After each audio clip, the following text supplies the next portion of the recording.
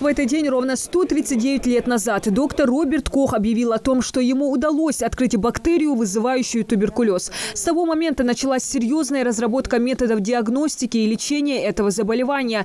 24 марта. Эта дата отмечается во всем мире, объединяет всех врачей, переболевших и не только. Ведь этот недуг может настигнуть кого угодно в самый неожиданный момент. И, как правило, в первую очередь сегодня от почетных гостей звучит благодарность в адрес спасателей в белых халатах. В этот день мы хотим вам пожелать, что ваш труд, может быть, он еще не так оценен, как хотелось бы нам. Возможно. Но вы одели белый халат, вы пришли сюда и уже не имеете права даже думать о том, что вот какие-то там должны быть условия. Вы так и делаете, вы работаете и все. И на зарплату эту работаете, и без этих орденов работаете. И вам низкий вам поклон. Удачи вам, счастья и прежде всего здоровья. Этот день призван повысить осведомленность общественности о губительных последствиях туберкулеза и усилить борьбу с эпидемией. Ежегодно 24 марта актовый зал Центра фтизиопульмонологии собирает вместе людей, которые долгие годы стоят на страже здоровья больных. Встреча в этом году проходит под девизом «Туберкулез сегодня и завтра. Туберкулез излечим». В рамках мероприятия говорят как о достижениях и планах в борьбе с коварным недугом, так и о проблемах. Туберкулез, если раньше ее чуть ли не с чумой и с холерой сравнивали, да, теперь мы понимаем, туберкулез – это инфекция, с ней можно справиться и нужно справляться. К сожалению, нам похвастать нечем. Наверное, мы один из регионов, который в этом отношении находимся в конце. То есть с конца мы первые, наверное. Вот, к сожалению, это так. Вы знаете, что многие страны давно побороли этот недуг, как мы его называем. Нам в этом отношении работать и работать. Лечение не есть выход. Выход – уменьшить распространение заболевания, подчеркнула Рукия Ташхоева. И только тогда мы сможем побороть туберкулез. При этом отметила серьезные проблемы с информированием народа. Профилактическая работа проводится в регионе слабо. Ведь основная наша работа – это профилактирование действительно инфекции, это противоэпидемические мероприятия, это в том числе и информирование населения. У нас эта работа не проводится, к сожалению. Я не могу сказать, совсем не проводится, но, значит, не совсем достаточно. Поэтому я бы хотела, чтобы вы в этом направлении работали более активно, понимали, что от этого будет зависеть ваш результат. Если раньше он уносил жизни каждого организма, который оказывался в его власти, то сегодня туберкулез лечится. Еще с 2000-х годов благодаря серьезным усилиям удалось сохранить жизни более 54 миллионов людей, а показатель смертности сократился на 42%.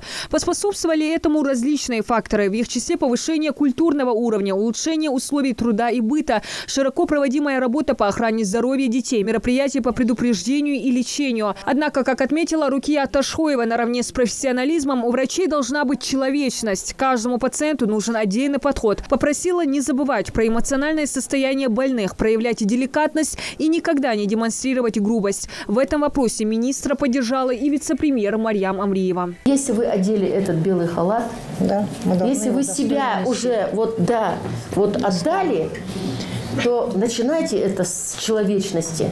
Поверьте, вам будут благодарны. Несмотря на непрерывную борьбу, новые методики лечения, как и прежде, туберкулез остается одним из самых смертоносных инфекционных заболеваний в мире. Каждый день на планете от этой болезни умирает около 4,5 тысяч человек, свыше 30 тысяч заболевают. В республиканском тубдиспансере ежедневно первичный осмотр проходит около 20 пациентов. Положительный результат обнаруживается у четверти обследованных. Ежегодно мы берем где-то 200, 220, 250 человек, вот так в среднем. В прошлом году мы взяли 219 человек на учет. Впервые выявленных больных. Туберкулез, как и в целом по России, в республике идет на снижение.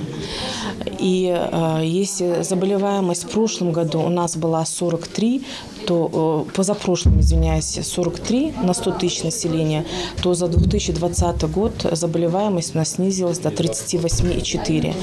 Аналогично снижается и смертность. Под наблюдением региональных врачей Центров фтизиопульмонологии сегодня находится более 600 человек. Центр оснащен всем необходимым оборудованием. Кабинет компьютерной диагностики, отделение торакальной хирургии и даже своя реанимация. Здесь есть все для того, чтобы поставить человека на ноги. С помощью одной операции удается полностью удалить очаг заболевания в легких, и через полчаса тяжелый больной может самостоятельно дышать и даже покинуть лечебное учреждение в тот же день. Тем не менее, есть те, кто стесняются этого заболевания и, чтобы максимально скрыть, предпочитают лечиться за пределами региона. Туберкулезная служба всей страны объединены в единую систему информационную. И мы видим, если наш больной где-то встает на учете, а он должен стать, потому что он не получит препараты, мы отслеживаем, пытаемся уговорить таких больных, что они проходили у нас лечение. Конечно, такие больные есть. Но пациент имеет право выбирать там, где ему лечиться. Поэтому, основная масса лечится у нас. За все время существования на базе этого отделения было проведено больше 400 операций. И пока ни единого случая осложнений. В день борьбы с туберкулезом заслуги врачей Центра фтизиопульмонологии отметили благодарностями и грамотами. Я помню, я к вам тоже обращалась. Спасибо вам за все.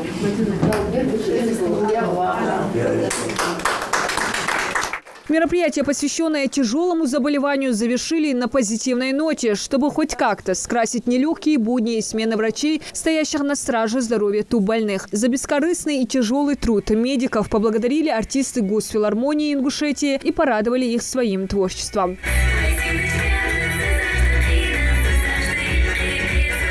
Диана Дударова, Асхаб Белакиев, Новости 24.